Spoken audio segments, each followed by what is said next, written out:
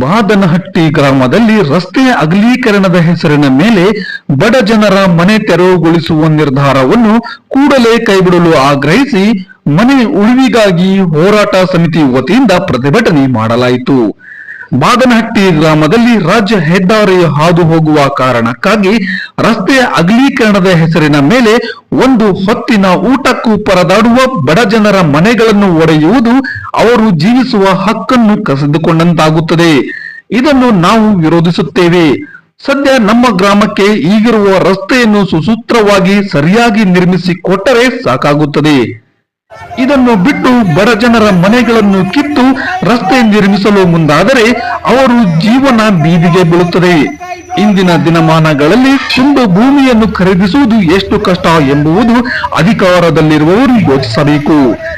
ದಿನಗೂಲಿಯ ಮೇಲೆ ಜೀವನವನ್ನು ರೂಪಿಸಿಕೊಂಡಿರುವ ಈ ಜನರು ಈಗ ಸದ್ಯ ತಾವು ವಾಸಿಸುವ ಮನೆಯ ಮೇಲೆಯೇ ಅವರ ಕುಟುಂಬ ಅವಲಂಬನೆ ಆಗಿದೆ.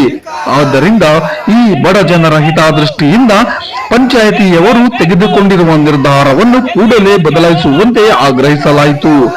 ಈ ಸಂದರ್ಭದಲ್ಲಿ ಸಮಿತಿಯ ಸಂಚಾಲಕರಾದ ಗುರಳ್ಳಿ ರಾಜ, ಮುಖಂಡರಾದ ಕೋಳೂರು ಪಂಪಾಪತಿ, ಇ ಹನುಮಂತಪ್ಪ, ಗೋವಿಂದ, ರೈತರಾದ ಕರಿಯಮ್ಮ, ರಾಮಾಂಜಿ, ಜಡಿಯ, ಗಂಟೆ ಹನುಮಂತಪ್ಪ, ಮಣ್ಣೂರು ಕರಿಯಣ್ಣ, ಲಕ್ಷ್ಮೀನಾರಾಯಣಮ್ಮ ಸೇರಿದಂತೆ ಇನ್ನಿತರರು ಈ ಸಂದರ್ಭದಲ್ಲಿ ಉಪಸ್ಥಿತರಿದ್ದರು.